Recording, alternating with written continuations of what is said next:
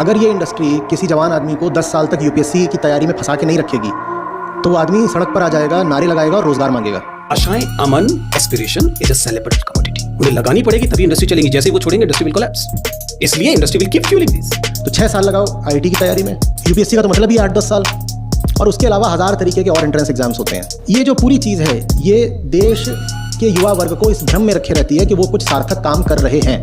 This is what being bought and sold. Aspiration is being bought and sold, not the jobs. क्योंकि ये 2000 करोड़ वाला जो segment है उसको सेल किया जाएगा तो rest of us who will be, and where this rest of the money coming from? From the losers who are not selected. उसने 4 साल आईटी जेई की तैयारी करी थी, उसके बाद उसने 6-8 साल या 10 साल यूपीएससी में लगाए, उसके बाद अभी वो और भी किसी चीज में कुछ करेगा। ऐसे करते करते वो 35 साल का हो जाता है, उसका नाश हो गया, उसके साथ जो बुरे से बुरा हो सकता था वो सब कुछ हो गया, वो डिप्रेशन में चला गया।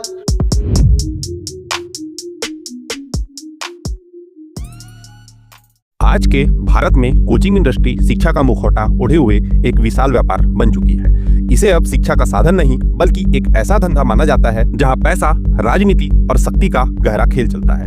छात्रों को सफलता का सपना दिखाकर मोटी फीस वसूली जाती है। लेकिन क्या ये कोचिंग संस्थान सच में शिक्षा दे रहे हैं या यह केवल एक बड़ा छलावा है? टॉपर्स के झूठे दावे और संस्थानों के अंदर की गंदी साजिशों ने शिक्षा के इस क्षेत्र को पूरी तरह से बदनाम कर दिया है।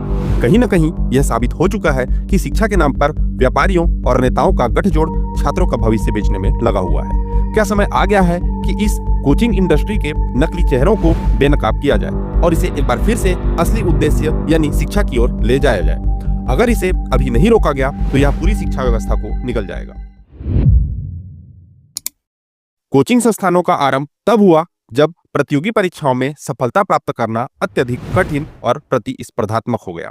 लेकिन क्या यह छात्रों की मदद के लिए था या शिक्षा व्यवस्था में एक ऐसी खाई बनाने के लिए जिसमें केवल पैसे वालों का बोलबाला हो?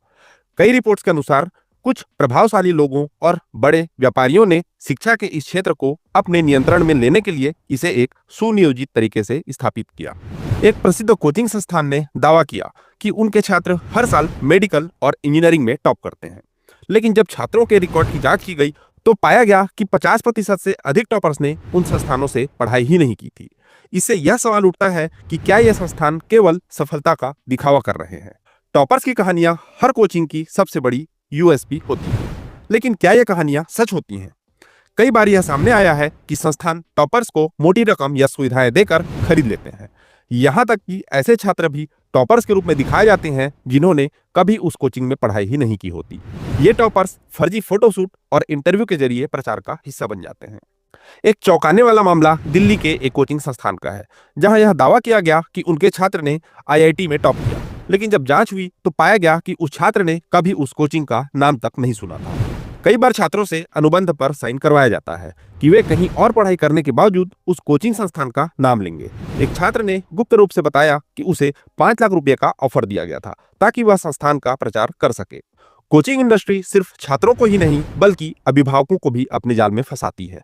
आपका बच्चा पीछे रह जाएगा जैसे डरावने वाक्यों के जरिए उन्हें लाखों रुपये खर्च करने पर मजबूर किया जाता है। क्या यह शिक्षा का सही रास्ता है या एक सोचा समझा षड्यंत्र? कई माता पिता अपनी जमा पूंजी सिर्फ इस डर से लगा देते हैं कि कहीं उनका बच्चा असफल ना हो जाए। पिछले साल बिहार के एक मध्यम वर्गीय परिवार ने अपनी पूरी संपत्ति बेचकर अपने बच्चे को कोचिंग में दाखिला दिलाया। दुर्भाग्यवश बच्चा दबाव सहन नहीं कर पाया और परीक्षा में असफल हो गया। यह घटना न केवल परिवार के लिए आर्थिक संकट बनी बल्कि मानसिक तनाव का कारण भी बनी।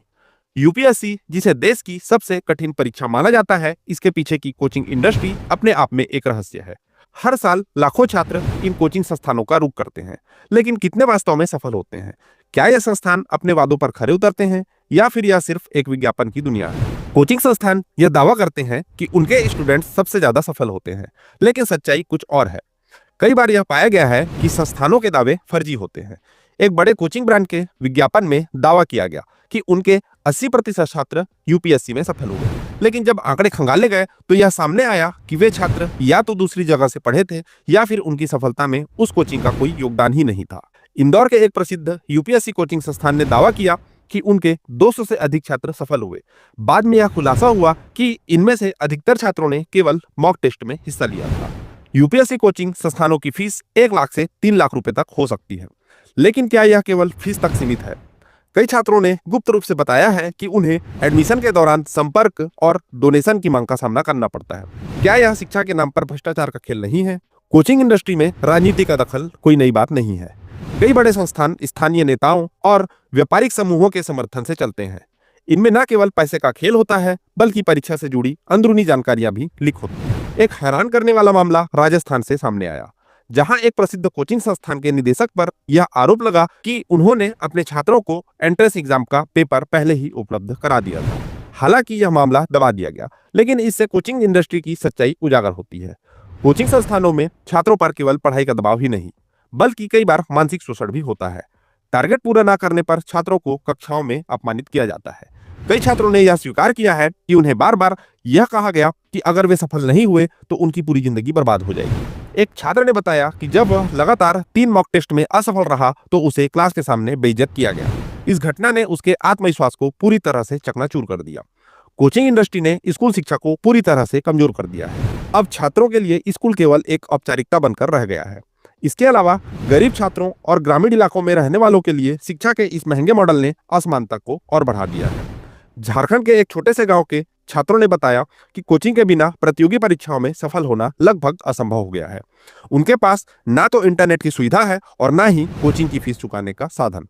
अब सवाल यह उठता है कि समाधान की दिशा में क्या करें। भारत की कोचिंग इंडस्ट्री को सुधारने के लिए निम्न कदम उठाए जा सकते हैं। सरकार को कोचिंग संस्थानों के विज्ञापनों और फीस संरचना पर कड़ी निगरानी रखनी चाहिए। टॉपर से जुड़े फर्जी दावों की जांच होनी चाहिए। स्कूलों में गुणवत्तापूर्ण शिक्षा प्रदान की जानी चाहिए ताकि छात्रों को कोचिंग की आवश्यकता ना पड़े। सस्ती और सुलभ ऑनलाइन शिक्षा प्लेटफॉर्म छात्रों के लिए एक बेहतर विकल्प हो सकते हैं। छात्रों के मानसिक स्वास्थ्य को प्राथमिकता देनी चाहिए। माता पिता और शिक्षकों को यह समझने की जरूरत है कि हर छात्र अलग है। भारत की कोचिंग इंडस्ट्री आज एक ऐसी पेचीदा व्यवस्था बन चुकी है जिसमें कई परतें और गहरे छुपे हुए पहलू मौजूद हैं। अपने प्रारंभिक चरण में इस इंडस्ट्री का उद्देश्य छात्रों को गुणवत्तापूर्ण शिक्षा प्रदान करना और उन्हें प्रतियोगी परीक्षाओं में सफलता हासिल करने के लिए तैयार करना था। लेकिन समय के साथ यह उद्देश्य कहीं न कहीं खो गया है। आज इंडस्ट्री शिक्षा के नाम पर व्यापार और शोषण का ऐसा केंद्र बन चुकी है जहां छात्रों के सपनों का सौदा किया जाता है और अभिभावकों की भावनाओं का लाभ उठाया जाता है। यह स्पष्ट है कि अगर इस इंडस्ट्री के कामकाज और इसकी काली सच्चाइयों को समय रहते उजागर नहीं किया गया तो यह देश की शिक्षा व्यवस्था को और भी अधिक कमजोर कर देगी। शिक्षा जो समाज के विकास और समानता का सबसे बड़ा माध्यम है, उसे एक व्यावसायिक उत्पाद में बदल दिया गया है। इसका प्रभाव केवल छात्रों और उनके परिवारों तक सीमित नहीं है, यह पूरे समाज और देश के भविष्य को भी प्रभावित कर रहा है। कोचिंग इंडस्ट्री का सबसे बड़ा दुष्प्रभाव यह है कि यह शिक्षा की मूल भावना यानी ज्ञान के प्रसार और छात्रों के समग्र विकास को पूरी तरह से नकार चुकी है। आज कोचिंग संस्थान केवल छात्रों को परीक्षा में अच्छे अंक लाने के लिए तैयार करते हैं, न कि जीवन जीने के लिए। यह प्रवृत्ति एक ऐसे समाज को जन्म दे रही है जहां सफलता केवल अंक, रैंक और परीक्षा परिणामों तक सीमित हो गई है। इसके अलावा टॉपर्स को खरीदने, फर्जी आंकड़े प्रस्तुत करने और झूठे वादे करने जैसे अनैतिक गतिविधियां कोचिंग इंडस्ट्री की छवि को और खराब कर रही है। यह एक ऐसी स्थिति पैदा करती है जहां छात्रों की मेहनत और ईमानदारी का इस्तेमाल केवल संस्थानों के प्रचार के लिए किया जाता है। ऐसे संस्थान छात्रों के असली संघर्ष और उनके प्रयासों को छुपाकर अपने फर्जी दावों को सही ठहराने की कोशिश करते हैं। यह न केवल शिक्षा व्यवस्था के लिए एक बड़ा खतरा है, बल्कि यह छात्रों के नैतिक मूल्यों को भी कमजोर करता है। अंत में कोचिंग इंडस्ट्री पर अत्यधिक निर्भरता और इसमें छुपे हुए शोषण के पहलू इस बात की ओर इशारा करते हैं कि हमें इस समस्या का समाधान ढूंढने की सख्त जरूरत है। यह समय है कि हम इन छुपे हुए पहलुओं को उजागर करें और शिक्षा को उसकी मूल जड़ों तक वापस ले जाएं। शिक्षा केवल परीक्षा में अच्छे अंक लाने तक सीमित नहीं होना चाहिए, यह छात्रों को एक बेहतर इंसान और जिम्मेदार नागरिक बनाने का माध्यम भी होना चाहिए। अगर हम समय रहते इन मुद्दों को नहीं सुलझाते तो हमारी शिक्षा व्यवस्था न केवल कमजोर होगी, बल्कि यह समाज में बढ़ती असमानता और नैतिक पतन को भी बढ़ावा देगी। जय हिंद, जय भारत।